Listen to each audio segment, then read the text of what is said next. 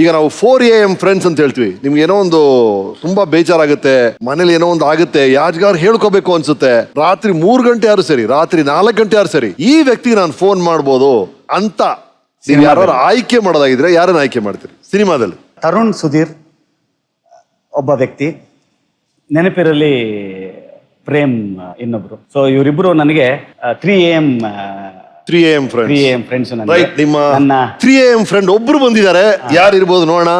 ಸ್ವಾಗತಿಸೈ.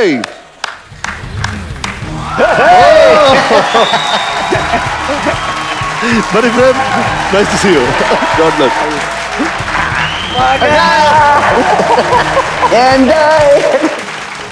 ನನಗೆ ಬಹಳ ಹೋಗೋ ಬರೋ ಗೆಳೆಯರು ನನಗೆ ಇಂಡಸ್ಟ್ರಿಲಿ ಬಹಳ ಜನ ಕಮ್ಮಿ, ಅದರಲ್ಲಿ ಬಹಳ ಅಚ್ಚುಮೆಚ್ಚಿನ ಹೋಗೋ ಬರೋ ಫ್ರೆಂಡು ಪ್ರೇಮ್.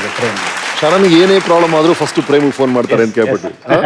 ಇಲ್ಲ ಸರ್, ಆಕ್ಚುಲಿ ನಿಜ ಹೇಳ್ಬೇಕಂದ್ರೆ ನಾನ್ ಸಿನಿಮಾ ಇಂಡಸ್ಟ್ರಿಗೆ ಬರೋದಕ್ಕಿಂತ ಮುಂಚೆ ನಾನು ಇವನಿಗೆ ದೊಡ್ಡ ಅಭಿಮಾನಿ. ಸೊ ಹಾಗಾಗಿ ನೆನಪಿರ್ಲಿಲ್ಲ ಇವ್ನು ನನಗೆ ಸಿಕ್ಕಿದ್ದು ಆಗ ನಾನು ಇನ್ನೂ ಇಂಡಸ್ಟ್ರಿಗೆ ಹೊಸದಾಗಿ ಎಂಟ್ರಿ ಆಗಿದೆ, ನನಗೆ ಆಕ್ಟಿಂಗ್ ಬಗ್ಗೆ ಅಷ್ಟು ಗೊತ್ತಿರಲಿಲ್ಲ. ಸೊ ಇವ್ನ ನೋಡ್ಕೊಂಡು ಕುತ್ಕೊಳ್ತಾ ಇದ್ದೆ. ಇವ್ನ ಶಾರ್ಟ್ ಮುಗಿಯೋವರೆಗೂ ನಾನು ಹೋಗ್ತಾರಲ್ಲ ಅಲ್ಲೇ ನೋಡ್ಕೊಂಡೇ ಕುತ್ಕೊಳ್ತೆ, ಎಷ್ಟು ಚೆನ್ನಾಗಿ ಆಕ್ಟ್ ಮಾಡ್ತಾನೆ ಅಂತ. ಸೊ ಇವನ್ನ ನೋಡಿ ನಾನು ಸಾಕಷ್ಟು ಕಲ್ತಿದ್ದೀನಿ. ನೆನಪಿರಲಿ ಅಂತನ್ನುವಂಥ ಒಂದು ಸಿನಿಮಾ ನಾಯಕ ನಟನಾಗಿ ಆಕ್ಟ್ ಮಾಡುವಂಥ ಸಮಯದಲ್ಲೂ ಕೂಡ ಪ್ರೇಮು ಬಸ್ನಲ್ಲಿ ಟ್ರಾವೆಲ್ ಮಾಡ್ತಾ ಇದ್ರು. ನನಗೆ ಅವ್ರು ಬಂದು ಹೋಗಿ ನೋಡಿದಾಗ ನನಗೆಲ್ಲೋ ಮನಸ್ಸಿನಲ್ಲಿ ಸರ್, ಇಷ್ಟು ಒಳ್ಳೆ ಮನಸ್ಸಿರುವಂಥ ಒಬ್ಬ ವ್ಯಕ್ತಿಗೆ ಖಂಡಿತವಾಗ್ಲೂ ಸೋಲಾಗಲ್ಲ, ಇವತ್ತು ಮನುಷ್ಯಂಗೆ ಒಳ್ಳೇದಾಗಬೇಕು ಅಂತ ಅನ್ನೋವಂಥದ್ದು. ಇವತ್ತು 25ನೇ ಸಿನಿಮಾನ ಯಶಸ್ವಿಯಾಗಿ 25ನೇ ಸಿನಿಮಾ ತನಕ ಪ್ರೇಮ್ ಬಂದಿದ್ದಾರೆ ಅಂತ ಅನ್ನೋದಾದ್ರೆ ಆ ಒಳ್ಳೆತನನೇ ಅದಕ್ಕೆ ಕಾರಣ. ಏನನ್ನ 3 AM ಅಂತ ಕಮ್ಮಿನೇ ಸರ್, 3 AM ಫ್ರೇಮ್ ಅಂತ ಫ್ರೆಂಡ್ ಅಂತ ಅನ್ನೋದಂಥದ್ದು ಭಾಳ ಕಮ್ಮಿ. ಏನೋ ಕಷ್ಟ ಅಂತಂತಂದ್ರೆ ಫಸ್ಟ್ ಹಿಂಗ್ ಹೋಗುತ್ತೆ ಫೋನ್ ಅಂತಂತಂದ್ರೆ ಅದು ಪ್ರೇಮ್ಗೆ ಅಂತ ಹೇಳಿದ್ರೆ ತಪ್ಪಿಲ್ಲ. ಅಷ್ಟು ಒಳ್ಳೆ ಅಷ್ಟು ಹೃದಯದಲ್ಲಿ ಇಟ್ಕೊಂಡಿದ್ದೆ ಅಂದ್ರೆ ನನ್ನೆಲ್ಲ ಸ್ನೇಹಿತರಿಗೂ ಅದನ್ನೇ ಸರ್ ಹೇಳೋದು. ನೋಡಪ್ಪ, ನೀವು ಪಾರ್ಟಿ ಗೀಟಿ ಕರೆದ್ರೆ ಬರೋ ತುಂಬ ಕಡಿಮೆ, ನಿಮ್ ಸಂತೋಷ ಟೈಮಲ್ಲ ನಾನು ನೆನ್ಸ್ಕೊಳ್ಳೇಬೇಡ್ರಿ. ನಿಮ್ಗೆ ಏನ್ ಕಷ್ಟ ಅಂತ ಬಂದ್ರೆ ಅಟ್ ಎನಿ ಟೈಮ್ ನೀವು ಕಾಲ್ ಮಾಡಿ.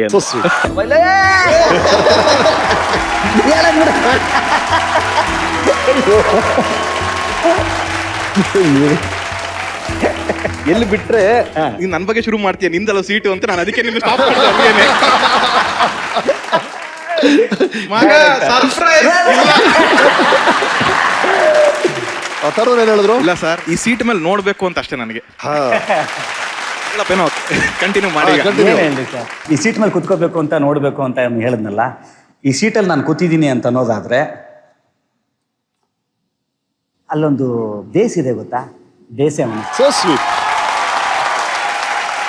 ಸುಮ್ಮನೆ ಕೂತಿದ್ದೀನಿ ಅಷ್ಟೇ, ನನ್ನ ಇಡೀ ಈ ಚೇರಿನ ಭಾರವನ್ನ ಒಬ್ಬನ್ ತಗೊಂಡಿದ್ದಾನೆ ಅಂತಂತಂದ್ರೆ ಅವನು ಸುಮ್ಮನೆ ನೆಪ ಮಾತ್ರ ಇಲ್ಲಿ ಕೂತಿದ್ದೀನಿ, ಅಷ್ಟು ಭಾರ ಅವನು ತಗೊಂಡಿದ್ದ. ಇದಕ್ಕೆ ಆನ್ಸರ್ ಮಾಡಲೇಬೇಕು ಸರ್, ಇದಕ್ಕೆ ಆನ್ಸರ್ ಮಾಡಲೇಬೇಕು. ಎಂತ ಒಳ್ಳೆ ಮಾತಾಡಿ. ಕೂತ್ಕೊಳ್ಳಿ ಸರ್, ಹೇಳಿ ಸರ್. ಏನ್ ಹೇಳಿ, ನಾನೇನ್ ಮಾತೇ ಬರ್ತಾ ಇಲ್ಲ ಸರ್. ಸರಿ, ನೀವ್ ಹೇಳಿ. ಅವ್ರು ಏನ್ ಹೇಳಿದ್ರು? ಕುಮಾರ್ ಬಂದು ಕತೆ ಹೇಳಿದ್ರು. ನಮ್ಗೆ ಗೊತ್ತು ಇವ್ನ ಡೈರೆಕ್ಷನ್ ಅಲ್ಲೂ ಕೂಡ ಗೊತ್ತು, ಚೆನ್ನಾಗಿದೆ, ಇವ್ನು ಡೈರೆಕ್ಟ್ ಮಾಡ್ಬೇಕು ಅಂತ ಅನ್ಬಿಟ್ಟು ಹೊರಗಡೆ ಹೋಗ್ಬಿಟ್ಟು ನಮಗ್ ಗೊತ್ತು ಅಲ್ಲ, ನಿನಗ್ ಗೊತ್ತು. ನನಗೆ ಗೊತ್ತು, ಕರೆಕ್ಟ್. ಬಂದೆ, ಸರಿ ನಾನು ಮಾಡುವ ಕತೆ ಮಾತ್ರ ಇಸ್ಕೊಂಡ್ಬಿಡೋಣ ಅಂತ ನಾವು ಕೂತ್ಕೊಂಡ. ಇಬ್ರು ಕೂತ್ಕೊಂಡು ನಂಗೆ ಹೇಳ್ತಾ ಇದೀವಿ, ಅದೇ ಸರ್ ನಮಗೆ ಕತೆ ಮಾತ್ರ ಬೇಡ, ನೀವೇ ಡೈರೆಕ್ಟ್ ಮಾಡ್ತಾ ಇದ್ದೀರಾ ಅದನ್ನ ಅಂತ. ನನಗೆ ಶಾಕಿಂಗ್, ತಿರುಗಿ ನೋಡ್ತೀನಿ, ನಾನು ಎಕ್ಸ್ಪೆಕ್ಟ್ ಮಾಡಿರಲಿಲ್ಲ ಅವನು ಅದನ್ನ ಹೇಳ್ತಾನೆ ಅಂತ ಅಂದ್ಬಿಟ್ಟು. ಇದೆಲ್ಲ ಆಯ್ತು, ಡೀಲ್ ಆಯ್ತು, ಹೊರಗಡೆ ಹೋದೆ. ಮಗ ಏನಪ್ಪ ಅವ್ನು ಡೈರೆಕ್ಟ್ ಮಾಡ್ತೀವಿ ಅಂತಿದ್ದಾನೆ. ಆಗ ಅವನ ಮಗು ಕಾಣೋದು, ಅವನು ತನ್ನ ರಕ್ತ ಬೆವರು ಹಾಕಿ ಬರೆದಿದ್ದಾನೆ. ಅದು ಎಷ್ಟು ಕನಸುಗಳನ್ನ ಕಟ್ಕೊಂಡಿದ್ದಾನೋ ಏನೋ ಗೊತ್ತಿಲ್ಲ. ಒಬ್ಬ ಟೆಕ್ನಿಷಿಯನ್ ಅವ್ನು ಡೈರೆಕ್ಟ್ ಮಾಡಿ ನನಗೆ ಒಂದು ಟೈಮ್ ಬರುತ್ತೆ ಖಂಡಿತವಾಗಿ. ಅದು ಒಬ್ಬ ಟೆಕ್ನಿಷಿಯನ್ಗೆ ಕೊಡುವಂಥ ಗೌರವ ಸರ್. ಏನೂ ಸಾಧನೆ ಮಾಡಿಲ್ಲ ಸರ್ ನಾವು ಯಾರು, ಅಂದರೆ ನಾವೇನು ಪ್ರೂವ್ನೇ ಮಾಡ್ಕೊಂಡಿಲ್ಲ. ಆ ಹಂತದಲ್ಲೇನೆ ಒಬ್ಬ ಟೆಕ್ನಿಷಿಯನ್ಗೆ ರೆಸ್ಪೆಕ್ಟ್ ಕೊಡಬೇಕು ಅಂತ ಅನ್ನೋವಂಥ ಮನೋಭಾವ ಅವನಿಗಿದೆ ಗೊತ್ತಾ. ಇವತ್ತು ಸೂಪರ್ ಸ್ಟಾರ್ಗಳನ್ನ ಇಟ್ಕೊಂಡ್ರೆ ಡೈರೆಕ್ಟ್ ಮಾಡ್ತಾ ಇರೋವಂಥ ಒಬ್ಬ ಸ್ಟಾರ್ ಡೈರೆಕ್ಟರ್ ಆಗಿದ್ದಾನೆ ಅಂತಂತಂದ್ರೆ ಅವನ ಮನಸ್ಸಲ್ಲಿ ಇರೋವಂಥ ಆ ಮನಸ್ಸೇ ಕಾರಣ ಅದಕ್ಕೆ ಅಂತಂದ್ರೆ ತಪ್ಪಿಲ್ಲ. ಎಸ್. ಆಮೇಲೆ ಅವ್ರನ್ನ ಡೈರೆಕ್ಟರ್ ಫಿಕ್ಸ್ ಮಾಡ್ತೀರಿ. ಅದನ್ನ ಹೇಳ್ತೀನಿ ಕೇಳಿ ಸರ್. ಹೇಳ್ತಾರೆ ಕೇಳಿ. ಈಗ ಅಲ್ಲಿಂದ ಕುತ್ಕೊಂಡ್ವಿ. ಈ ಕತೆಗೆ 2 ಕ್ಯಾರೆಕ್ಟರ್ ಇದೆ. ತಬ್ಲಾ ನಾನಿ ಒಂದು ಕ್ಯಾರೆಕ್ಟರ್ ಮಾಡಿದ್ದಾರೆ, ಇವನೊಂದು ಮಾಡಿದ್ದು. ಫಸ್ಟ್ ಇವನು ಅನ್ಕೊಂಡಿದ್ದು ನಾವು ತಬ್ಲಾ ನಾನಿ ಕ್ಯಾರೆಕ್ಟರ್ಗೆ ಹೀರೋ ಯಾರಾದ್ರೂ ಬೇರೆ ಕತೆ ಚೆನ್ನಾಗಿದೆ ಇಟ್ಕೊಳ್ಳೋಣ. ಕೊನೆಗೆ ಅದು ಕತೆ ನಾವು ಒಂಚೂರು ಡೆವಲಪ್ ಮಾಡ್ತಾ ಇಲ್ಲ ಮಗ ಹೀರೋನು ಕಾಮಿಡಿಯನ್ ಆಗಿದ್ದಾನೆ ಅಂಡ್ ತುಂಬಾ ಅಂಡರ್ ಪ್ಲೇ ಮಾಡ್ಕೊಂಡು ಹೋಗ್ಬೇಕು, ಇದು ನೀನೇ ಆದ್ರೆ ಚೆನ್ನಾಗಿರುತ್ತೆ. ಅಪ್ಪ ಅದು ನಾನೇ ಮಾಡು ಇದು ನಾನೇ ಮಾಡು ಅಂತ ಏನ್ ಮಾಡೋದು ಹೇಳು. ನಾನು ಹೀರೋ ಮಾಡ್ಬೇಕು, ಮೊದಲೇ ಹೀರೋ ಮಾಡ್ಬೇಕಂದ್ರೆ ಅವ್ನು ಟೆನ್ಷನ್ ಅವನಿಗೆ. ಇಲ್ಲ ನಿನ್ನೆ ಇಟ್ಕೊಂಡ್ ಮಾಡೋಣ, ಆಗಿದಾಗ್ಲಿ. ಪ್ರೊಡ್ಯೂಸರ್ ಯಾರು, ಒಂದು ಬೇಟೆ ಶುರು ಮಾಡೋಣ ಬಾ. ಅವಾಗ ಇವನೊಂದಷ್ಟು ಜನ ಅಪ್ರೋಚ್ ಮಾಡ್ತಿದ್ರು. ಒಂದು ಮಿನಿಮಮ್ ಬಡ್ಜೆಟ್ ಫಿಲ್ಮ್ಸ್ಗಳು ಅವಾಗ ಹಿಟ್ ಆಗ್ತಿತ್ತು ಸರ್. ಒಂದಷ್ಟು ಸಿನಿಮಾಗಳು ಅವತ್ತಿನ ಟೈಮಲ್ಲಿ ಹಿಟ್ ಆಗ್ತಾ ಇತ್ತು. ಸೊ ಇವ್ನಿಗೆ ಅಪ್ರೋಚ್ ಮಾಡಿದ್ರು. ಎಲ್ಲರೂ ಶರಣ್ ಸರ್ ನಿಮ್ ಇಟ್ಕೊಂಡು ಪಿಕ್ಚರ್ ಮಾಡೋಣ ಸರ್ ಅಂತಾನೆ ಹೇಳ್ತಾ ಇದ್ರು. ಸರಿ ಅವ್ರೆಲ್ಲ ಇದಾರಲ್ಲ ತುಂಬಾ ಜನ ಅಂತ ಅಪ್ರೋಚ್ ಮಾಡಕ್ ಹೋದ್ವಿ. 1 by 1 ಎಲ್ಲ ಕತೆ ಹೇಳೋದು, ಕತೆ ಎಲ್ಲ ಕೇಳ್ತಾರೆ, ಎಂಜಾಯ್ ಮಾಡ್ತಾರೆ. ಓಕೆ ಎಷ್ಟು ಅನ್ಕೊಂಡಿದ್ರ ಬಡ್ಜೆಟ್? ಅವತ್ತಿನ ಟೈಮಿಗೆ ನಾನೊಂದು ರಫ್ ಬಡ್ಜೆಟ್ ಹಾಕಿದ್ದು ಸರ್, 1,24,00,000 ರೂಪಾಯಿ ಒಂದು ಬಡ್ಜೆಟ್ ಹಾಕಿದ್ದು. ದೊಡ್ಡ ಬಜೆಟ್. ಅವತ್ತಿನ ಟೈಮ್. ಹೌದಾ, ಸರಿ ನನ್ನ ಸೈಡಿಗೆ ಇರೋದು ಅಮ್ಮ ಶರಣ್ ಇಟ್ಕೊಂಡು ಅಷ್ಟೆಲ್ಲ ವರ್ಕೌಟ್ ಆಗಲ್ಲಮ್ಮ, ಒಂದು 65-70 ನೋಡು ಬೇಕಾದ್ರೆ ಮಾಡೋಣ. ನಾವು ಕನ್ಸು ಕಂಡುಬಿಟ್ಟಿದ್ವಿ ಇದಿಷ್ಟಕ್ಕೆ ಮಾಡಿದ್ರೆ ಆಗುತ್ತೆ ಅಂತ. ಯಾರ್ಯಾರು ಇವ್ನು ಹಿಂದೆ ಬಿದ್ದು ಫಾಲೋ ಅಪ್ ಮಾಡಿ ಪ್ರೊಡ್ಯೂಸ್ ಮಾಡಬೇಕು ಅಂತಿದ್ರು ಸರ್, ಅವ್ರ ಹತ್ರ ಎಲ್ಲರ ಹತ್ರ ಹೋದ್ವಿ, ಎಲ್ಲ ರಿಜೆಕ್ಟ್ ಮಾಡ್ಕೊಂಬಂದ್ರು. ಅವತ್ತು ನಮ್ಗೊಂದು ರಿಯಾಲಿಟಿ ಚೆಕ್ ಆಯ್ತು, ಏನ್ ಹಿಂಗಾಗ್ತಿದೆಯಲ್ಲ, ಯಾಕೆ ಅಂತಂದ್ರೆ ಅವ್ನು ಹೀರೋ ಆಗಿ ಅಂತ ಸಕ್ಸಸ್ಫುಲ್ ಆಗಿಲ್ಲ. ಸುಂದರಿಗಣ್ಣ ಸದಾನಂದ ಒಂದು ಫಿಲಮ್ ಮಾಡಿದಾನೆ, ಬಿಲೋ ಅವರೇಜ್ ಫ್ಲಾಪ್ ಫಿಲಮ್ ಅದು, ಟು ಬಿ ಫ್ರಾಂಕ್. ಇಲ್ಲಿ ನನಗೆ ಅವ್ನ ಮೇಲೆ ನಂಬಿಕೆ ಇದೆ, ಅವ್ನಿಗೆ ನನ್ನ ಮೇಲೆ ನಂಬಿಕೆ ಇದೆ ಅಷ್ಟೇ. ಕೊನೆಗೆ ಹಂಗೆ ಡಿಸ್ಕಷನ್ ಮಾಡ್ಬೇಕಾದ್ರೆ ಸರಿ ಏನ್ ಮಾಡೋದು ಮಗ, ನಾವೇ ಒಂಚೂರು ದುಡ್ಡು ಹಾಕೊಂಡು ಮಾಡ್ಬೋದಾ, ಒಂದು ಆಪ್ಷನ್ ಹಿಂಗೆ ಇನ್ನೊಂಚೂರು ಬಜೆಟ್ ಕಮ್ಮಿ ಮಾಡ್ತೀನಿ, ಹಿಂಗೊಂದು ಡಿವೈಡ್ ಮಾಡ್ಕೊಂಡು ಮಾಡ್ಬೋದಾ, ಹೌದಾ ನನ್ಗೆಲ್ಲ ಕೂಡ್ಸಿದ್ರೆ ಇಷ್ಟು ದುಡ್ಡು ಆಗುತ್ತೆ ಮಗ, ಮಾಡ್ಬೋದಾ, ಸರಿ ಶುರು ಮಾಡ್ಬಿಡೋಣ ಅಂತಂದು ಒಂದು ಜರ್ನಿ ಶುರು ಮಾಡಿದ್ವಿ ಸರ್. ಒಂದು ಡೌಟ್ ಬಂತು ನನಗೆ, ಹೋದೆ ಅವನ ಹತ್ರ, ಮಗ ಅಕಸ್ಮಾತ್ ಈ ಪಿಕ್ಚರ್ ಸುಮಾರಾಗೋಯ್ತು, ಹೆಂಗೆ ನಿನ್ನ ಕತೆ?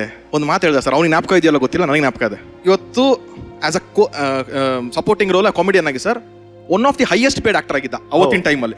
ಹೀರೋ ಆಗೋದ್ರೆ ಅದು ಕಟ್ ಆಗ್ಬಿಡ್ಬೋದು, ಇಂಥ ಡಿಸಿಷನ್ ತಗೋತಾ ಇದೀವಿ ಹೆಂಗೆ ಮಗ ಅಂದ್ರೆ ಒಂದು ಮಾತಂದ, ಮಗ ಇವನ ಕ್ಯಾರೆಕ್ಟರ್ ರೋಲ್ಗಳೇ ಮಾಡ್ಕೊಂಡ್ರೆ ಇನ್ನೊಂದು 10 ವರ್ಷ ಮಾಡ್ಬೋದೇನೋ, 7-8 ವರ್ಷ ಅಂತೂ ಮಾಡ್ತೀನಿ, ಒಂದು 10 ವರ್ಷ ಮ್ಯಾಕ್ಸಿಮಮ್ ಮಾಡ್ತೀನಿ ನಾನು. ಅದಾದ್ಮೇಲೆ ಇನ್ನೊಬ್ರು ಯಾರು ಹೊಸಬ್ರು ಬರ್ತಾರೆ ಜಾಗಕ್ಕೆ ನಾನು ಫೇವ್ರೇಟ್ ಆಗೋಗ್ತೀನಿ. 10 ವರ್ಷ ಆದ್ಮೇಲೆ ನಿಂಗೆ ತಿರುಗಿ ನೋಡಿದ್ರೆ ಒಂದು ಹೀರೋ ಆಗಿ ಒಂದು ಟ್ರೈ ಮಾಡ್ಬೋದಾಗಿತ್ತ ನನ್ನ ಲೈಫಲ್ಲಿ ಅಂತ ಒಂದು ಕೊರಗು ನನ್ನ ಮನಸ್ಸಲ್ಲಿ ಉಳ್ಕೊಂಡ್ಬಿಡಬಾರ್ದು. ಫ್ಲಾಪ್ ಆಯ್ತಾ, ವಾಪಸ್ ಹೋಗ್ತೀನಿ ಕ್ಯಾರೆಕ್ಟರ್ ಮಾಡೋದಕ್ಕೆ ನಾನು, ಬಟ್ ಇದೊಂದು ಪ್ರಯತ್ನ ಪಡ್ಬೇಕು ಮಗ, ನಾನು ಪ್ರಯತ್ನನೇ ಪಟ್ಟಿಲ್ಲ ಅಂದರೆ ನನಗೆ ಲಾಸ್ ಆಗುತ್ತೇನೋ ಅಂತಂದ. ಆ ಪ್ರಯತ್ನ ಡಿಸಿಷನ್ ಏನು ತಗೊಂಡ ಸರ್ ರ್ಯಾಂಬೋಗ್ ಅವತ್ತು, ಅದೇ ತಗೊಂಬಂತು. ಕೊನೆಗೆ ಪ್ರೊಡಕ್ಷನ್ ನಾವೇ ಮಾಡೋದು ಅಂತ ಆಯಿತು. 3 ಜನ ಪಾರ್ಟ್ನರ್ಸ್ ಅಂತ, ಇವ್ರಿಗೆ ಇನ್ನೊಬ್ರು ಕ್ಲೋಸ್ ಫ್ರೆಂಡ್ ಇದ್ರು, ಅಟ್ಲಾಂಟಾನಾಗೆ ಅಂತ, ನಿಮ್ಮ ಪಿಕ್ಚರ್ ಫಸ್ಟ್ ಮಾಡಿದ್ರು, ಜೋಗ್ ಫಾಲ್ಸ್ ಅವರು ಇರಲ್ಲ, ನಾವೆಲ್ಲ ನನಗೆ ಪರಿಚಯ ಇರಲ್ಲ, ಸುಮ್ಮನೆ common friends over the phone. ನಿಮ್ಮ ಪಿಕ್ಚರ್ ಇಂದಾನೆ ಪರಿಚಯ ಆಗಿದ್ದು ಅವನಿಗೆ, ನಾಗೇಂದ್ರ ಅವ್ರು ಕೂಡ ಅಲ್ಲಿಂದ ಟಚ್ ಅಲ್ಲಿ ಇದ್ರು. ಅವರು ಚಿತ್ರದ ನಿರ್ಮಾಪಕರು ಬಂದಿದ್ದಾರೆ, ಸ್ವಾಗತಿಸಿ. ಅಯ್ಯೋ ಸರ್,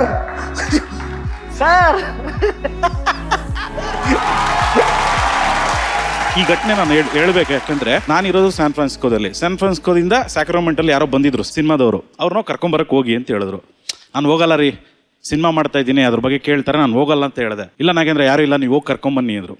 ಹೋಗ್ಬಿಟ್ಟು ಕರ್ಕೊಂಬರ್ತಾ ಇದ್ದೀನಿ. ಯಾವ ಸಿನಿಮಾ ಮಾಡ್ತಿದ್ರ ಅಂತ ಕೇಳಿದ್ರು. ನಾನು ಹೇಳಿದೆ ರ್ಯಾಂಬೋ ಸಿನಿಮಾ ಮಾಡ್ತಾ ಇದ್ದೀನಿ. ಯಾರು ಹೀರೋ?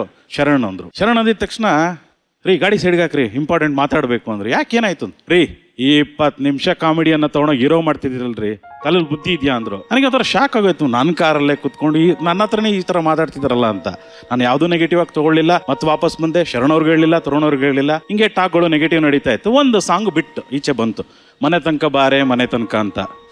ಸೊ ಆ ಒಂದು ಸಾಂಗ್ ನೋಡಿದ ತಕ್ಷಣ ಜನದ ಪರ್ಸ್ಪೆಕ್ಟಿವ್ ಚೇಂಜ್ ಆಗೋಯ್ತು. ಏನಿದು, ಏನೋ ವಿಷಯ ಇಟ್ಟಿದ್ದಾರೆ ಅಂತ ಆಯ್ತು. ಇವತ್ತಿಗೂ ನನಗೆ ಗೊತ್ತಿಲ್ಲ ಇವರು ಹೀರೋಯಿನ್ ಮನೆ ತನಕ ಕರ್ಕೊಂಡು ಹೋದ್ರೋ ಇಲ್ವೋ ಗೊತ್ತಿಲ್ಲ. ಎಲ್ಲೋದ್ರೂ ಅದನ್ನೇ ಕೇಳ್ತಾರೆ, ಸರ್ ಏನಾಯ್ತು ಸರ್ ಅದು ಮನೆ ಕರ್ಕೊಂಡು ಹೋದ್ರ ಅಂತ. ಇಲ್ಲ ಅವ್ರ ವೈಫ್ ಇದಾರೆ, ಅವ್ರನ್ನೇ ಕೇಳಬೇಕು.